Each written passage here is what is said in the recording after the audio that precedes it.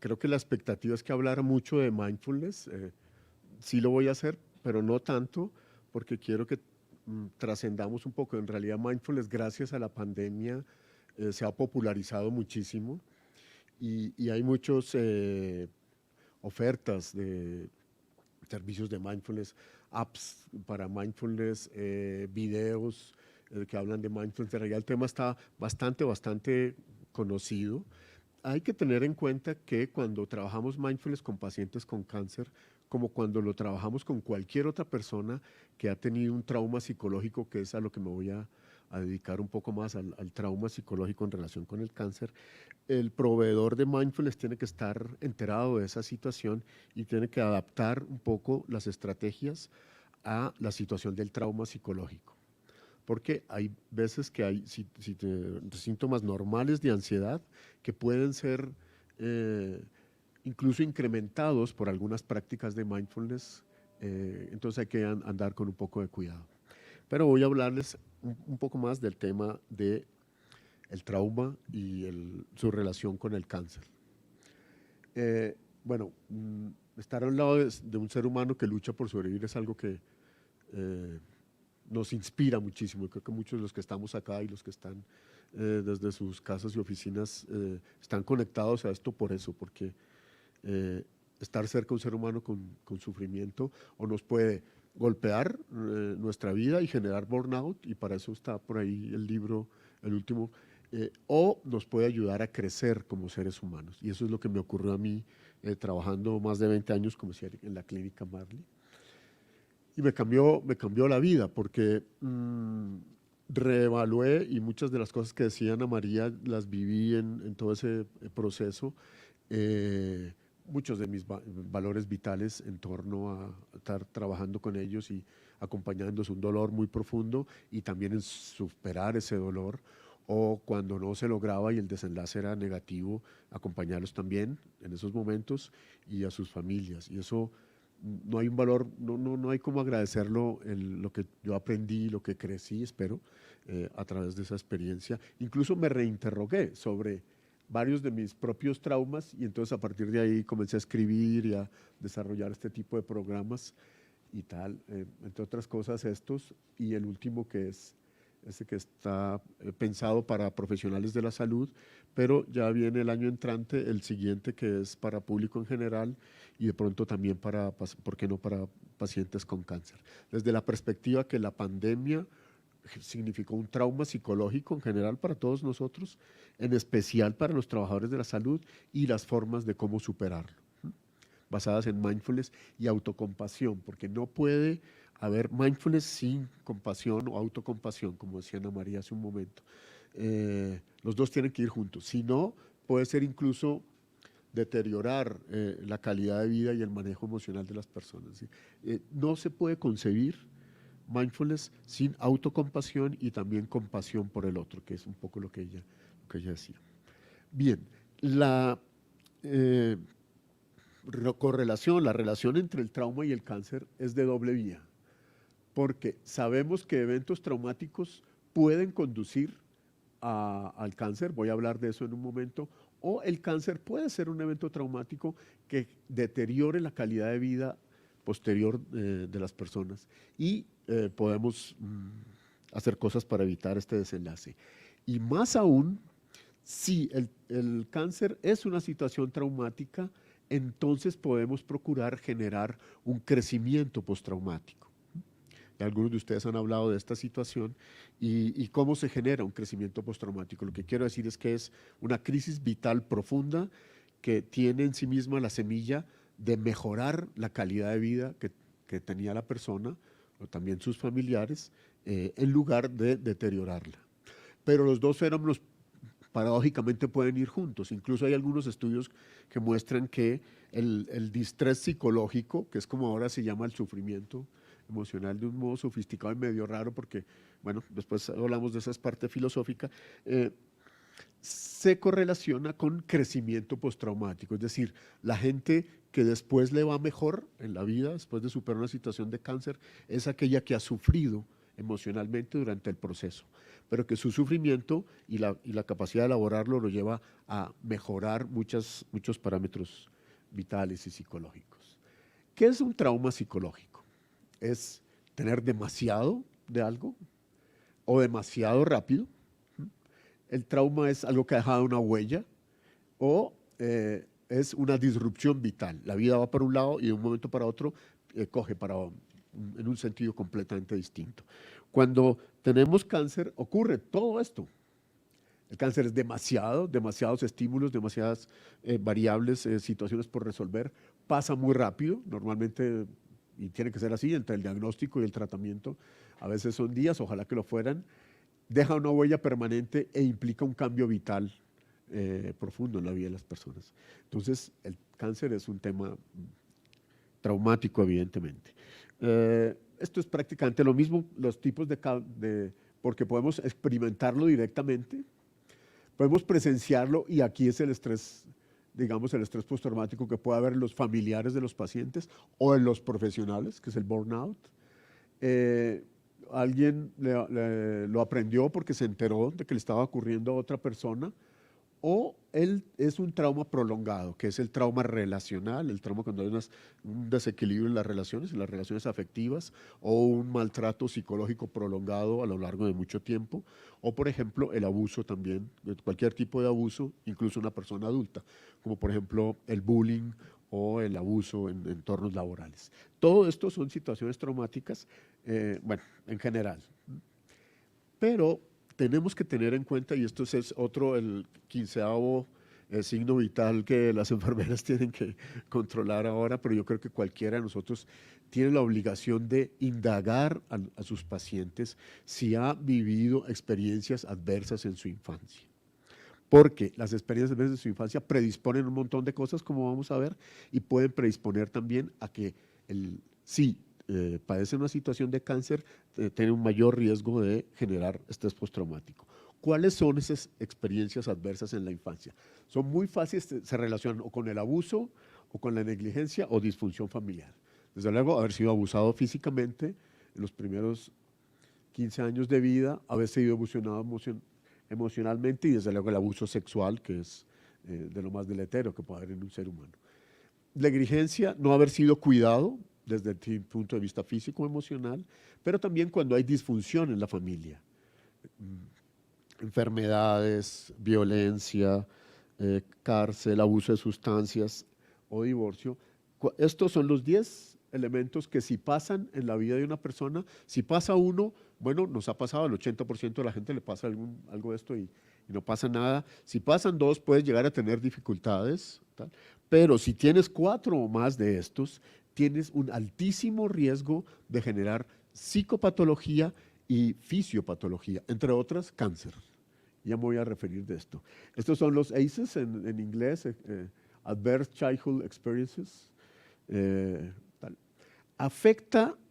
Haber vivido esto afecta la epigenética en general de la cascada inflamatoria, pero afecta la epigenética oncológica también. Puede despertar oncogenes o puede inhibir el sistema inmunológico encargado de combatir, y afecta la conducta. Como vamos a ver, una persona que ha crecido en un ambiente hostil, donde hay violencia, donde hay abuso sexual, afecta su desarrollo psicológico de un modo severo. Y esa afectación del desarrollo psicológico afecta luego su conducta posterior. Y entonces puede tener conductas de descuido. Puede tender a comer más, puede tender a no hacer ejercicio, puede tender a tener consumo de sustancias. Y entonces esta conducta afecta, ¿cómo me devuelvo?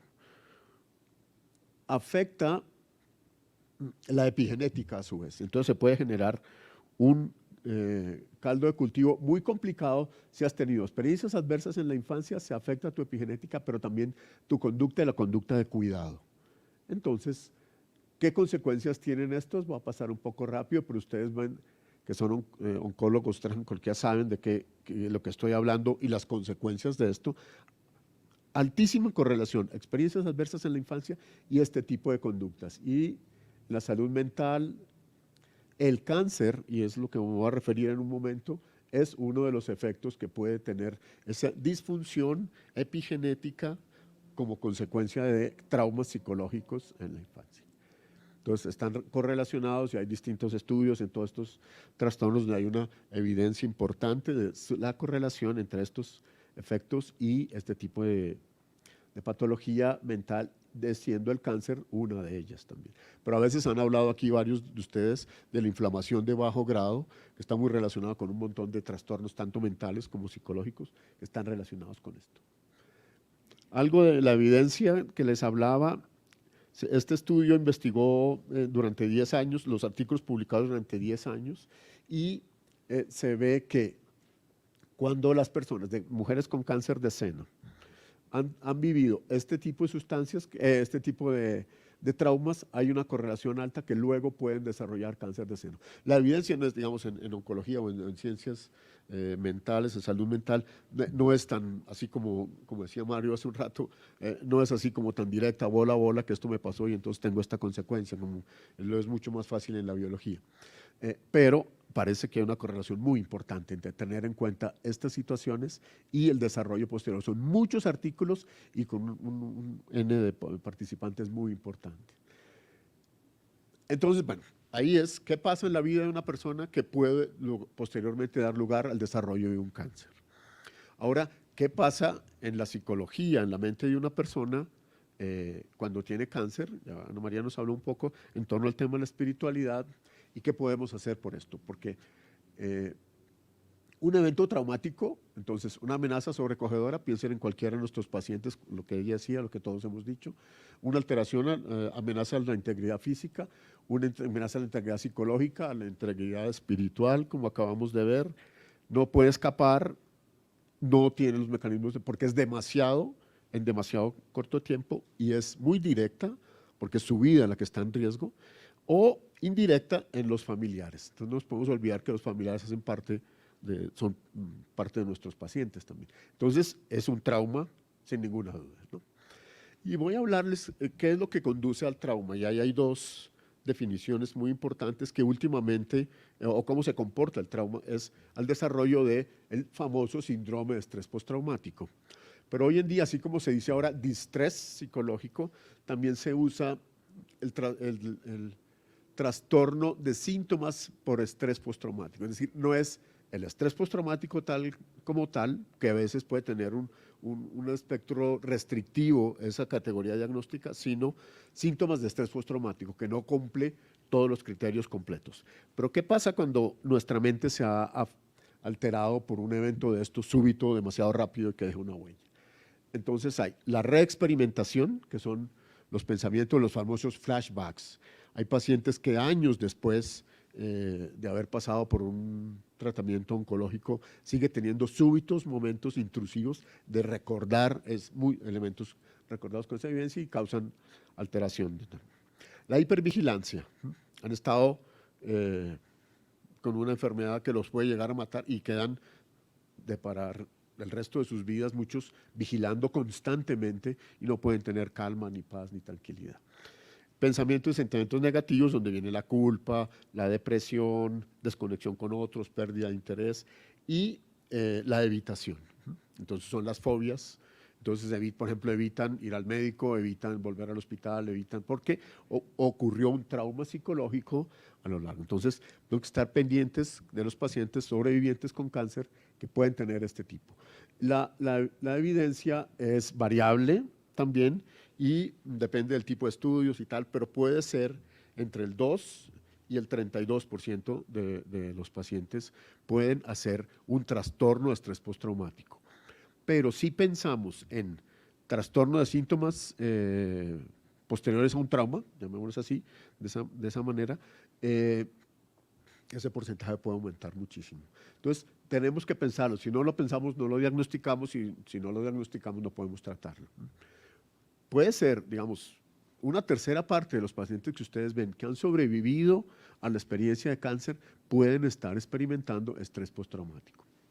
Pero pueden experimentar también crecimiento postraumático. Bueno, esta es otra estadística, otro metaanálisis que mide las variables, todas están más de uno, relacionadas con síntomas de psicopatología. Y aquí, depresión, ansiedad, estrés postraumático, muy la psicopatología post de los sobrevivientes de cáncer.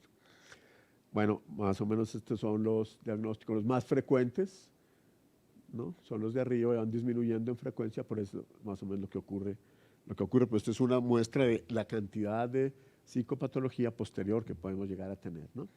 Curiosamente, el estrés postraumático está aquí como de quinto y tal, pero ustedes saben que los síntomas que dije se correlacionan con síntomas de depresión y síntomas de ansiedad. Puede ser que los clínicos o los que hacen los estudios estaban pensando en medir qué tanta depresión y qué tanta ansiedad tuvieron los pacientes, pero no midieron estrés postraumático. Entonces el síntoma era originado en el trauma, una reacción del trauma, y puntaban alto para depresión o para ansiedad, siendo el trastorno de base. Eso lo aprendimos mucho en la pandemia. Porque la pandemia generó un trauma psicológico en muchas personas, entonces subió muchísimo el diagnóstico de estrés postraumático y bajó el diagnóstico de ansiedad y depresión, pero en el fondo están muy interrelacionados los dos. ¿Cómo evoluciona un trauma? Un trauma psicológico en general, pero pueden ser pacientes oncológicos haciendo un promedio. 10 pacientes atraviesan por un cáncer, lo superan, sobreviven y están 2 o 3 años después del diagnóstico. ¿Qué pasa? Al principio, la gran mayoría, la resiliencia es bastante frecuente, como veíamos, ¿no? Nos contaban ya antes, la mayoría desarrolla resiliencia y algunos 3 desarrollan estrés postraumático agudo. 3, pero la mayoría les va bien. Digamos, los seres humanos tenemos en general recursos para afrontar las situaciones difíciles. Pero esto a los 6 meses, después de terminado el tratamiento. Al año, y a partir de ahí pasa un fenómeno muy interesante. Una persona de estos 10, digamos, queda con estrés postraumático crónico, pero fíjense en estos 3. Se ha desarrollado en ellos lo que se ha denominado crecimiento postraumático. Es decir, la mayoría salen bien, hay uno que hay que prestarle atención, pero ese uno, como les decía, pueden ser 3 o pueden ser, ¿no? Pero aquí lo que nos llama la atención es esto.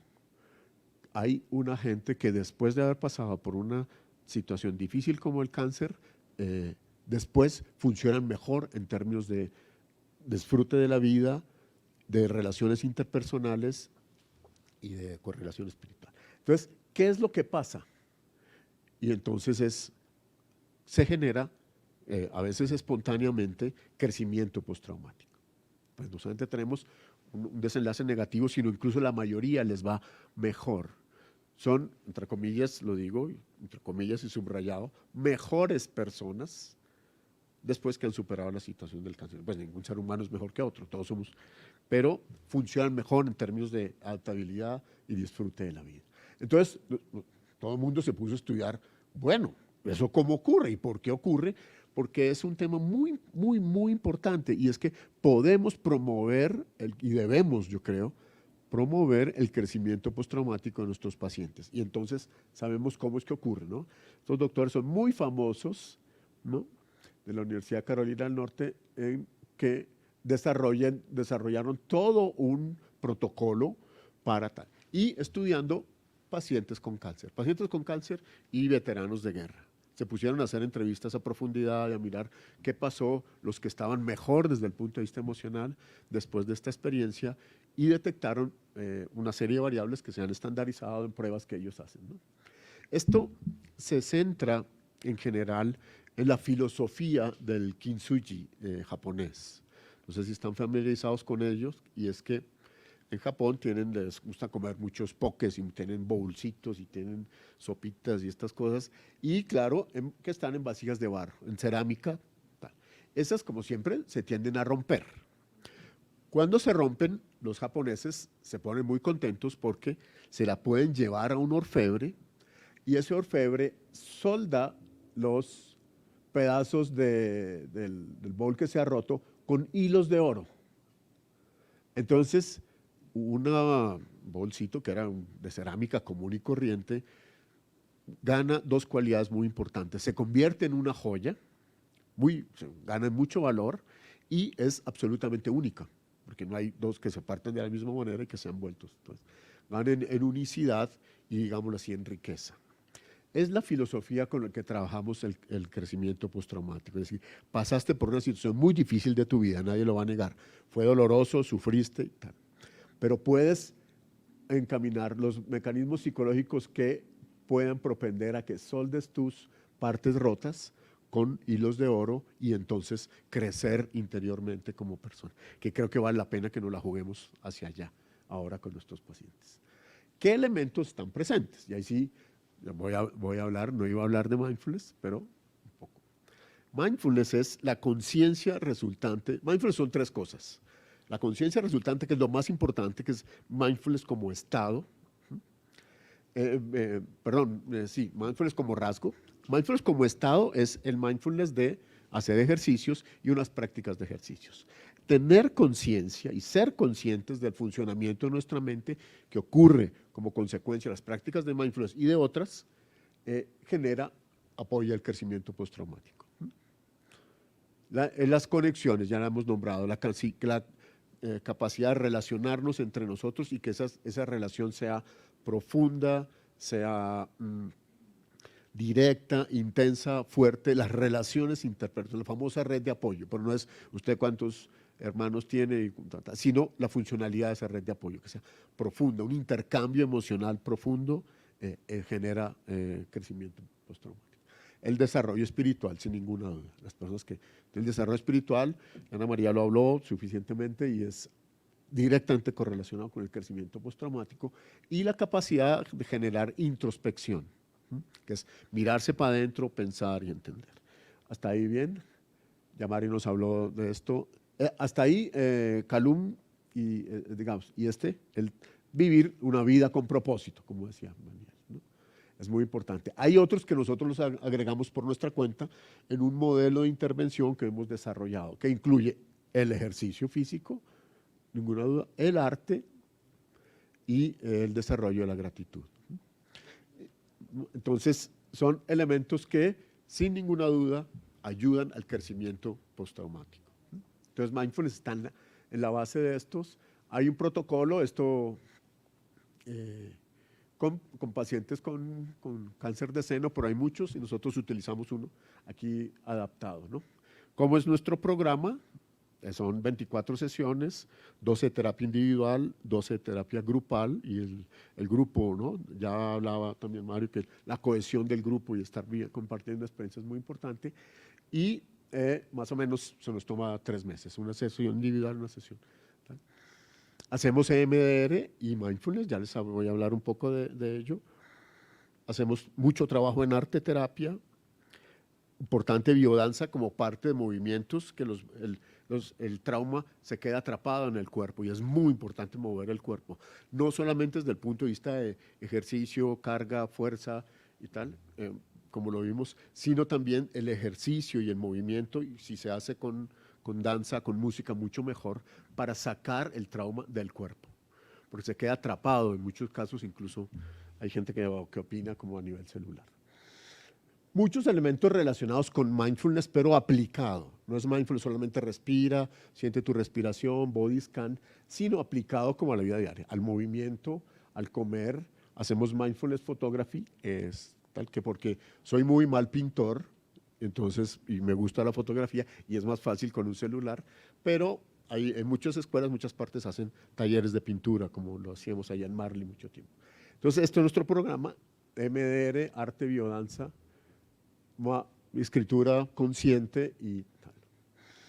Mindfulness, sin ninguna duda, es el centro de la terapia. Y mindfulness, como les decía, adaptado a la situación traumática y todos los pacientes aprenden esto, pues, vamos escalonando poco a poco, despacio y tal, pero lo hacemos tal.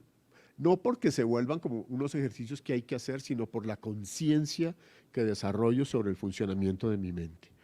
¿Qué estoy produciendo ahora?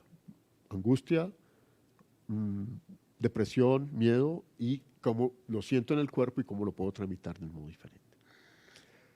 EMDR es una sigla en inglés, no sé si lo han conocido, EMDR, que es terapia de desensibilización y reprocesamiento basado en los movimientos oculares. o en el tapping o la estimulación bilateral.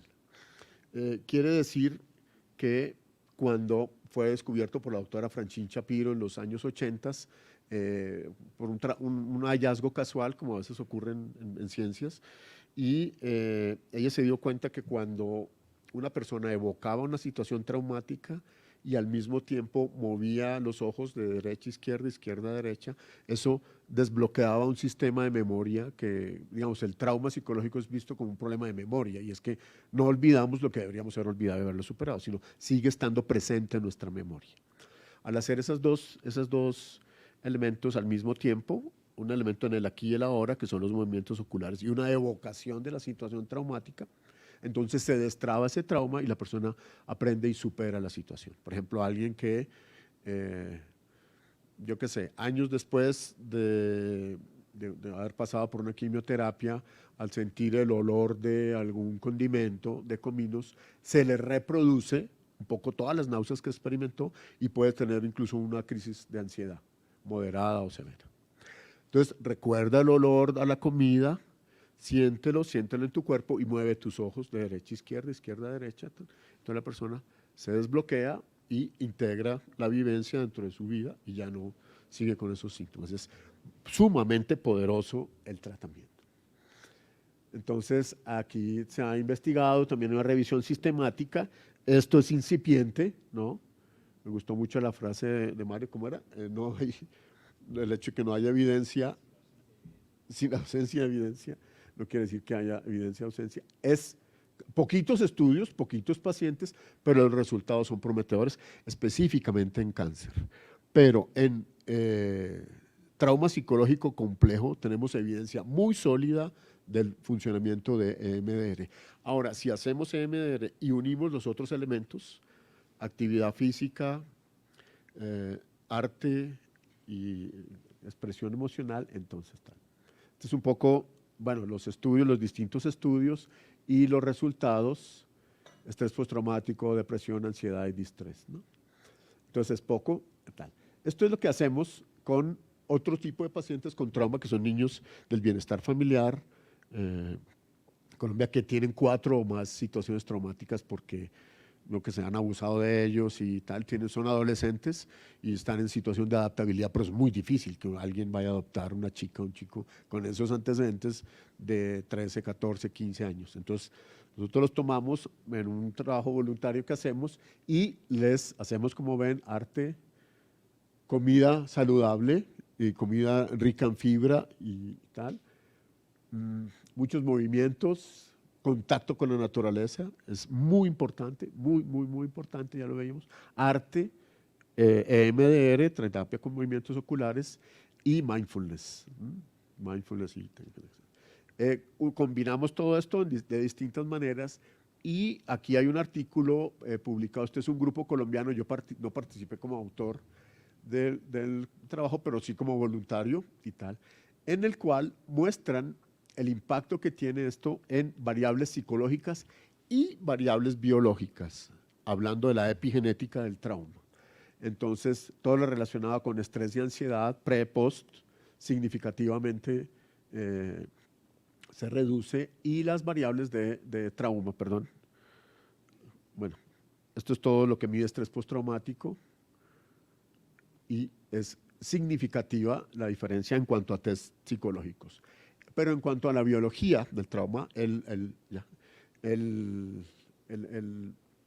grupo midió en saliva radicales metilo, que son radicales los encargados de la epigenética. Ustedes saben que los genes o se pueden destapar porque están el DNA está completamente entorchado en el núcleo de la célula. Esos se pueden destapar y dan lugar a la cascada proinflamatoria, que puede dar lugar al cáncer posteriormente, o oncogenes pueden destaparse y expresarse, y todo lo contrario. Ellos midieron que estas niñas que tienen un programa, es un programa intensivo de una semana, ¿no? Es decir, son 8 días de tratamiento, están ejercicio, mindfulness, arte, danza, música, y se miden a los 8 días y se ve que los radicales metilo, esto es en 3 momentos posteriores, aumentan lo que nos lleva lleva a este grupo a la convicción de que la epigenética de estas niñas, que propendía a tener un montón de alteraciones mentales y también en su fisiología, por ejemplo, riesgo de padecer cáncer, cambiaba de un modo permanente por esta intervención. Entonces lo que quiero decir es que hay mucha esperanza de que si hacemos las cosas que tenemos que hacer, como lo tenemos que hacer, los recursos no son tremendamente sofisticados. Se necesita un equipo interdisciplinario que es relativamente fácil de organizar. Hoy en día hay muy buenos profesionales en psicología con grandes formaciones y posgrados y tal, que trabajan bastante bien la psicología clínica y la psicología en pacientes oncológicos. Y cambia vidas, salva vidas, puede prevenir el desarrollo de cáncer posterior de estas chicas o estas personas, pueden ser también muchachos, o si la persona ha tenido una situación de cáncer y está sufriendo porque lo ha tenido, es un sobreviviente de cáncer. Ustedes saben, ya me voy a pasar un minuto del tiempo, y es las personas que han sobrevivido al cáncer y tienen estrés postraumático posterior, que pueden ser, depende del tipo de cáncer, lo que ha pasado, pues el 2% o el 30%, tienen un déficit, un hándicap muy importante en el disfrute de su vida, y son personas que generalmente no terminan una carrera universitaria, generalmente no se casan, no tienen muchas dificultades en las relaciones tal. Y para los norteamericanos, que es muy importante ese parámetro, generalmente ganan menos de $20,000 al año. Es decir, les va muy mal en la vida. Pero podemos hacer una intervención relativamente sencilla, hay que ser consistente bueno, bien hecha, bien organizada, que no solamente los devuelve a su función original, sino los puede hacer crecer como evento del trauma que han pasado. Entonces yo creo que vale mucho la pena trabajar en ese sentido. Bueno, ustedes un poco, si quieren información sobre el programa, ahí hay un código QR que nos conduce a nuestra página. Y bueno, muchas gracias.